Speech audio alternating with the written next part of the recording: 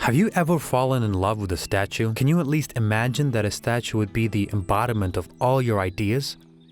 Once this happened to me, I saw a cold but the most beautiful stone, and I was enthralled by it.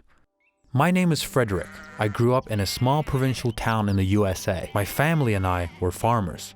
I always helped my father herd sheep, keep their wool neat, vaccinate them, and even assisted them during birthing. In addition, I went to a local school, one where you would not get any special knowledge. It seemed to me that the school was built in order to keep the children busy, but it was nearly impossible to get real knowledge there. All in all, I had a dream to leave my hometown and move somewhere far away. But my father always said that I should keep a farm just like he did. But I was so tired of those sheep. I didn't believe in illusions, but I firmly believed that I would achieve my goal. Once, when my father and I went to the market to sell some sheep there, a very noble-looking man came up to us. He differed from his fellow villagers in appearance. He was handsome, tall, well-groomed, wearing an expensive suit. He was interested in our cattle because my father always managed to raise them to be well-fed and neat-looking. In the evening, he came to us for dinner, where my parents told him everything in detail, and the foreigner paid us a good amount of money for this. I asked where he came from. Slovakia, he said.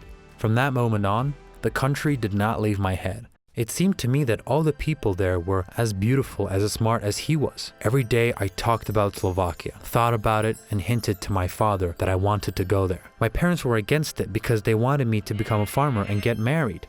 But I could not just leave the thought behind. I talked about it every day. My mom and dad's ears probably hurt by that point. We almost had a fight a couple of times. But you see, my parents had one good friend who always had a daughter, little May. Of course, she wasn't so little anymore, but still, she did not catch my eye. We had been matched together since birth, but I could not look at her as a possible girlfriend. She was like a sister to me. But I seemed perfect to her. I didn't want to be rude, so every time I just greeted her politely, but nothing more. "You won't be able to marry us. I don't love her," I shouted. But my father argued that our feelings were only of secondary importance here. "You don't understand. This woman, her mother, doesn't have a husband. All she has is an only daughter. Once you get married, your union will strengthen our livelihood because they are very wealthy. It's rare for a single mother. Think ahead," Dad argued. To be honest, I still didn't really understand what love is, but I intended to build a family out of love. If there is no love, then why bother? Was I wrong? After many days of persuasion, my father agreed nevertheless, but on the condition that I find a suitable job and a bride in Slovakia. I agreed. Whatever happens, happens. My family and I began to save money for travel and accommodation for the first few weeks. I was desperately looking for a part-time job, grabbed any odd job, offered my services in a neighboring town. It was difficult for us all, but I was very motivated by my goal, and the closer I was to it, the more sleepless nights I had. My happiness knew no bounds when the day finally came. My mom cried so much as if she was seeing me off to war. I understood her. To some extent, I myself was scared. To send the only child to some unknown country where there were no friends or family was scary. Her heart had been out of place since the idea of leaving had crept up on me, but I could not do otherwise. I felt that I had to do this. So, I packed a small half-empty suitcase with things and went to Slovakia, to the city of Bratislava. I will say in advance that in this city it's customary to walk everywhere. Everything been planned for this. Cute, beautiful streets fascinated me with their beauty and uniqueness. The city smelled of grapes and the atmosphere was special. I stepped foot on the wet asphalt. The city greeted me with the light summer rain. The pleasant smell of freshness hit my nose and intoxicated me. I closed my eyes and stood like an idiot in the middle of some street. I was happy with life. I was happy I achieved my goal. I wanted to get to know every local as soon as possible, so I went for a walk on the first day, right with my suitcase in hand. People were walking around that did not pay attention to me, which made me happy. Finally, I could breathe freely because back in my hometown, every dog knew everything about you. No personal space, and here I was a stranger, and it was wonderful. Bratislava is famous for its museums and parks. On the main square, among organically matching architectural buildings, there are shops, restaurants, and cafes. After a few hours of walking, I stopped for a bite. I chose a nice, cozy place on a narrow street, ordered dinner and some wine. A nice waitress served me. Her name was Rima. It turns out that she came here not so long ago, also following her dream. I took it as a good sign. The day was drawing to an end. So I celebrated my small victory, and that was pure happiness. After a delicious meal, I paid the bill and hurried to rent myself an inexpensive home. But my suitcase with my things was not there. What? Oh no! How? It was just here. All my things were in it, I thought, and panic seized me. Important documents and most of the money were all in there. I wandered around the city, all sad and angry. I did not know what to do. I didn't even have time to book a room. I wondered what I was getting myself into. It would have been better to listen to my father. Stay at home and graze the sheep. Where will I sleep now? What will I tell my father? I don't even have my passport with me now. I was already looking out for comfortable-looking benches to spend the night on when I suddenly walked into some kind of stone. In the twilight, it seemed to me like an ugly block of stone overgrown with grapes. Something just like a face looked at me and smiled. So this is how you greet me, Bratislava. No, don't make excuses. I see you. At first you attract people like me, and once we are here you show the cruel reality. And then I realized that the wine and sadness and the weariness accumulated over the past year spoke to me. I remembered the saying, the morning is wiser than the evening. I settled down on a nearby bench and fell asleep. Sir, wake up. Are you all right? Sorry, but this is a street. Maybe you should call an ambulance or call your family, asked the policeman. I barely opened my eyes and said that everything was okay, took my small bag and walked away. It was nice that I managed to learn some Slovak, otherwise this whole situation would have been worse. In the morning, I returned to the cafe where I had dinner the night before. Rima was there again. She greeted me like a family member and asked why I looked exhausted. I explained the situation to her. She sympathized with me and then allowed me to use the toilet. While I was drinking coffee and ate breakfast for the last few bits of money, I imagined how I was returning home, having miraculously gotten the money for the way back. My parents greet me, disappointed in their dumb son. The best thing that awaits me was marrying little May. Listen, I just talked to the boss here. Do you need a job? You can work with us as a dishwasher. The income is okay, better than nothing, said Rima. Oh, I was so happy. I thanked her 1,000 times for her help and immediately got to work. The day was very difficult. It seemed to me that there was nothing more difficult than working on the farm. But I was wrong.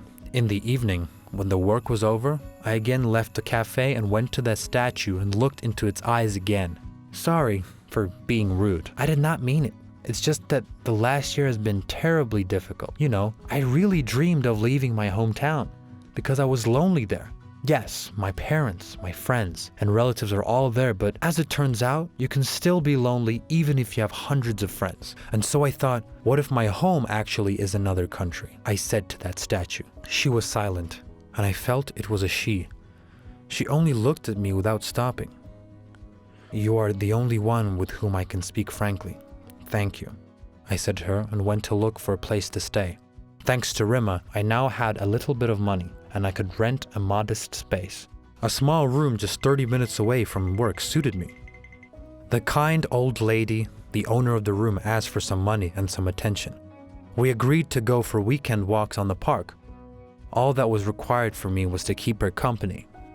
Little by little, I calmed down. The euphoria turned depression began to pass. It seemed that I only then understood the real reality of life. It was harsher than it seemed, but I liked it. So, little by little, I made routines. In the morning, I went to work. In the evenings, I went to talk to Anna, my new friend's statue. Usually, I bought a coffee and biscuit and went to her. I talked about all my new feelings about the city, shared my thoughts, gossiped about Rima's boyfriend. Now, don't think too much. He was just a very strange guy, like a freak of some sort. I loved telling Anna about him. There was a feeling that she was smiling at me. At times, this attachment I formed to her scared me. I caught myself thinking that I started feeling something for Anna. But how is this possible? She's a statue. And yet, I never stopped going to see her. Then, along with coffee and a biscuit, I began to bring flowers to her. After a while, she was almost all covered in flowers. Also, and I swear to you, she seemed to be smiling at me. I think you bring me luck. I don't know how or why, but it's true. Whatever it is, I am grateful to you for it, I said to Anna and decided to collect the dead flowers. Suddenly, I saw a flyer on the ground. Oh no, this can't be true, I thought. The flyer said that a suitcase had been found, and they were looking for the owner. It was my suitcase, I shouted at the top of my voice. Anna, thank you, I shouted to her, then kissed the stone on her lips and ran to the written address. Turned out that my suitcase was lying on the street only a couple blocks from work. Perhaps someone stole it from you, but then for some reason decided to leave it, said the guy who found it. The thief simply did not find a secret pocket where my money was. My mother cut it out for me specifically. I came home happy. Finally, I could change clothes and not have to wash the same clothes every day. I wanted to thank Anna for such gifts of fate. The next day in the evening, I again went to her with flowers. But some girl was standing there and fixing her up. I got scared, ran up to the girl and asked what she was doing and who she was. Why? She asked, laughing. I said she had no right to touch the statue. Why can't I touch it? The girl asked. Because she...